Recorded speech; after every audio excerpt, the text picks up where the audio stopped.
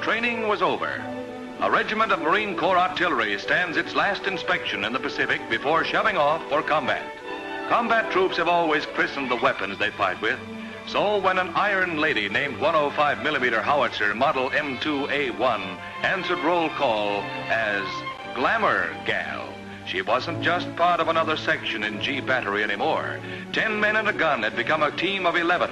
There was the section chief, Sergeant Pipes from the Louisiana Bayou country, and the gunner, an ex-farmer named Bill Smith, Jr. Big Stoop Simulovich, a Wall Street clerk, fired Glamour Gal, and the loader was Chief Jefferson, a Choctaw Indian. There was Furman Alfonso Martinez out of Old Spain by way of Montana. And from Coal Valley, Pennsylvania, a one-time welder named Tom Hanby.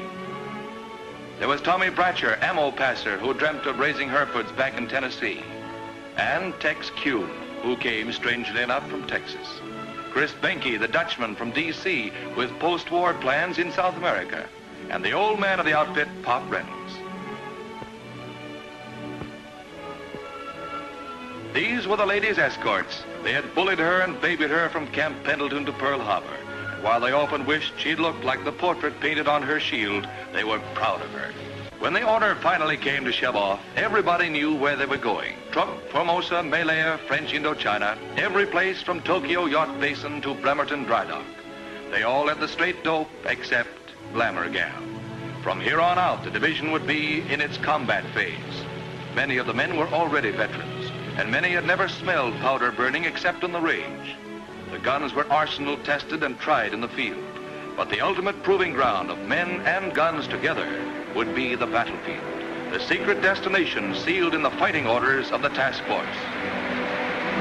Down in the stuffy hold of a transport, the artillerymen were just passengers, bored, breathing last week's air, and reading the print of last year's magazines, swapping lies about their hometown girlfriends, and comparing the artistic merits of oceanside tattooing with that of Honolulu. But mostly they wondered where they were going. One morning they found out. The captain gave them the scoop, showed them their objective. It was the island of Iwo Jima in the volcano group, a godforsaken rock somewhere between the devil and the Dutch East Indies. He showed them Green Beach, where George Battery would go in. He showed them where Glamour Gal would fire her first shot in anger. He showed them where some of them would die.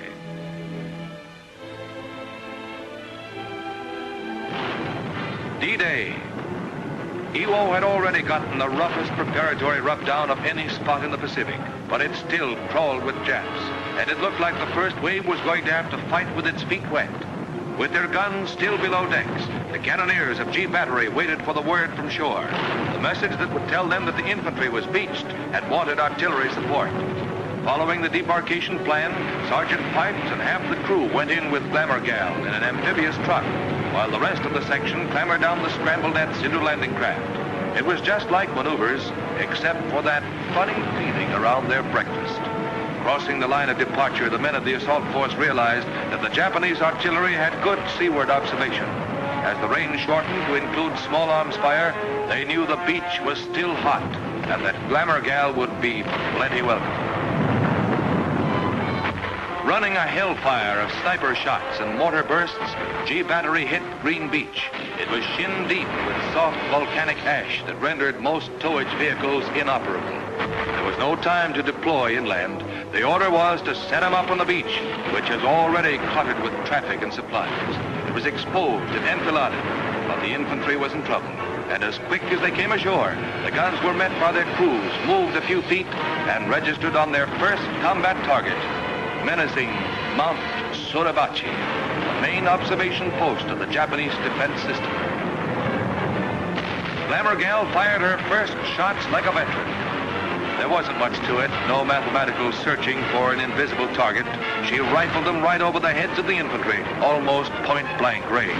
The whole battery was in there pitching, and up on the rock, the Japs could practically look down our barrels and read the fuse settings.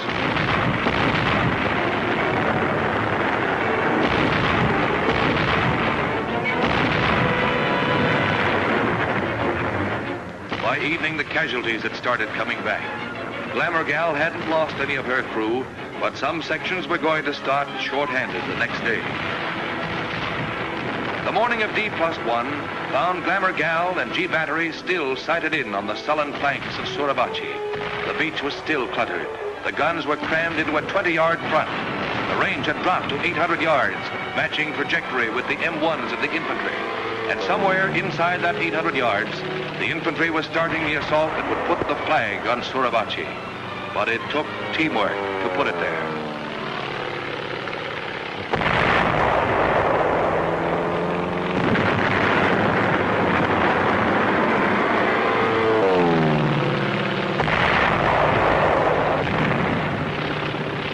As fast as the firing data reached her pit, Glamour Gal slammed her 33-pound projectiles into the caves and ledges of the big rock. But the ammunition supply had to be constant, incessant.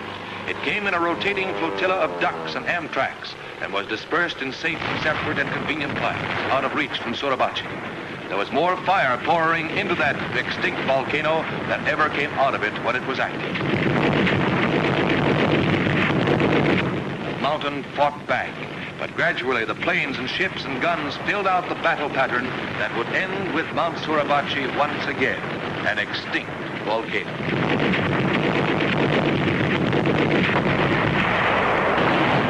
Close by Glamour Gal's gun pit was the surf-washed wreckage of hundreds of our landing craft, many of them gunned to pieces, bringing shells to the artillery. When they were hit, the debris wounded our gunners. The litter of derelicts made subsequent landings dangerous, but we owned the beach, an unshakable foothold on Iwo Jima. With the southern spit of Iwo in our hands, we still had to blast the Japs from the remaining 3/4 of the island. The action was moving northward toward the Jap-held airfields, and there was no rest for G Battery.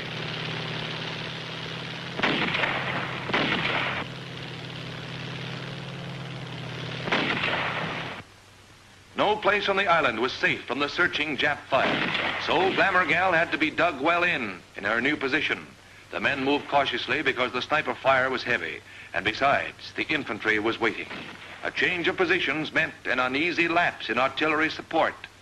The firing lag had to be kept to the absolute minimum.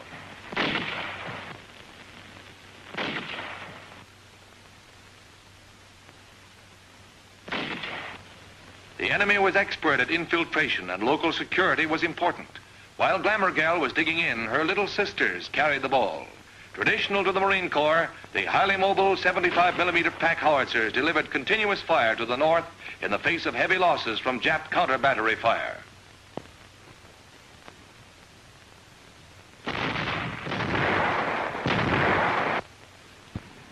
Any level ground that the Japs weren't using served as an airstrip for our grasshoppers.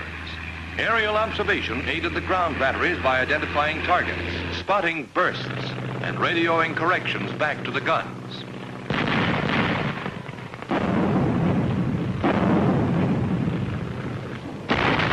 At the southern approach to the first airstrip, another battalion of 105s was set up on Glamour Gal's flank. Since the afternoon of D-Day, these two outfits had shared range and target. When Glamour Gal was properly emplaced in a well-protected pit, her alignment was checked. All guns in the battery had to be as parallel as an aiming circle and a lieutenant's mathematics could make them.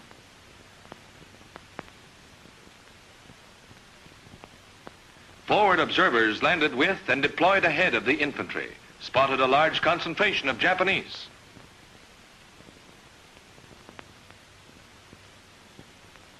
They phoned the target data back to the Regimental Fire Direction Center, who would pass it down to battalion and battery positions. From the front to the gun pits, the Japanese troops and installations traveled down the chain of artillery command, acquired a jumble of grids and decimal points, and emerged at G Battery as a fire mission.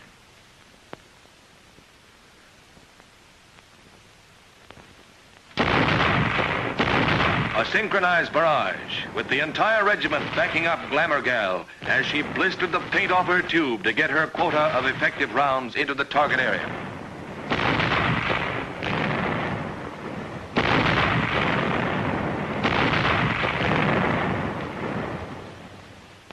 The forward observers kept each section supplied with fire data.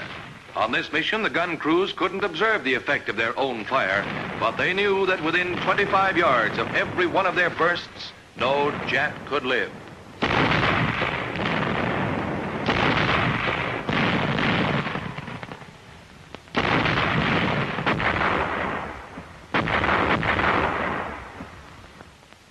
ahead, the infantry watched the smoke and bursts of the barrage. When it lifted, they were going in.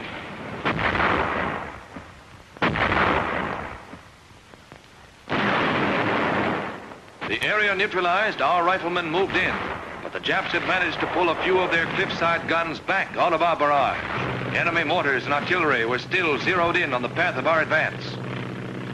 Rocket and tank teams delivered direct artillery and flame against the fortified ridges and into the firing ports and embrasures of the Japanese caves.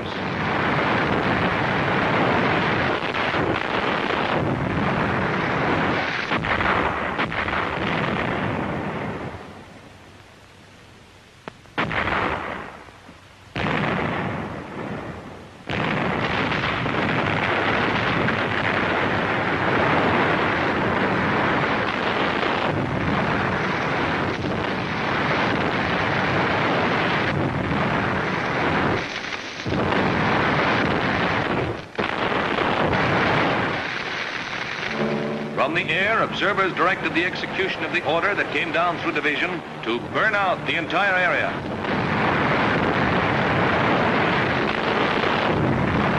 A lull in the fire requests meant no rest for the gun sections. Glamour Gal had to be cleaned and ready for the next mission the infantry might call for. And the ammunition had to be unpacked during spare moments, for there would be no time when the firing started.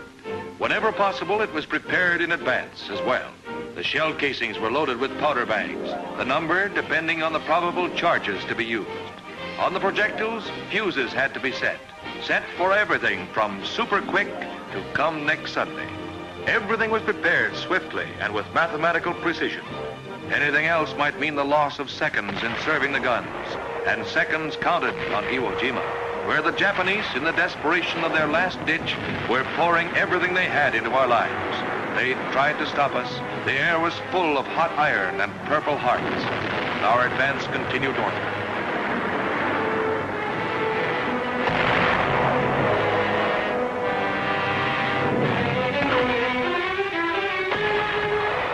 A few days after Glamour Gal had hit the beach, the Corps artillery had landed its 155mm howitzers. Not as fast or as mobile as the 105s, they had greater range and destructive power, and they were just the answer to the long-range Jap coastal guns.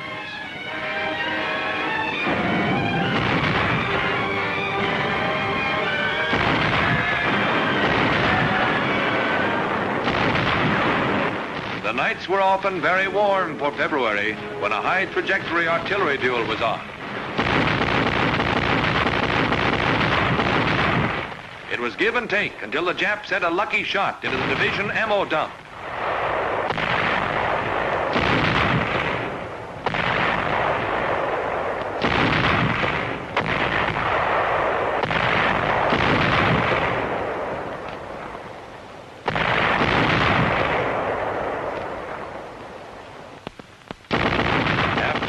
Things got strictly high trajectory, and division and corps artillery threw everything but the galley stove and the general's jeep into the Jap battery.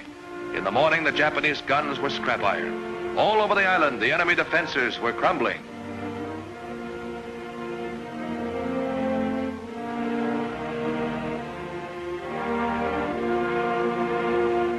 For the first time in almost a month, the artillery could stop to pick up its brass. The campaign was over. After 28 bloody days of fighting, the name of Iwo Jima went into the battle honors of 3 Marine divisions and into the glorious traditions of the United States Marine Corps. Glamour Gal was now a veteran. It had taken a paintbrush to name her, and 28 days of blood and fire to baptize her.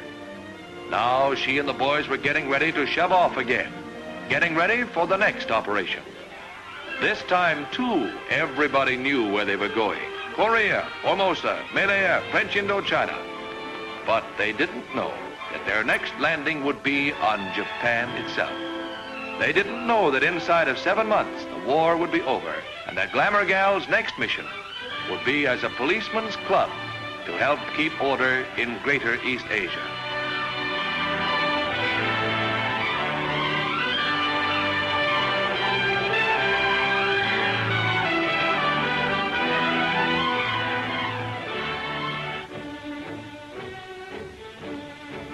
Some of them would never know. Pop Reynolds, the old man, was still back there, back on Iwo, and so was the captain. They will be there forever. Just a small part of history, the story of 10 men and a gun.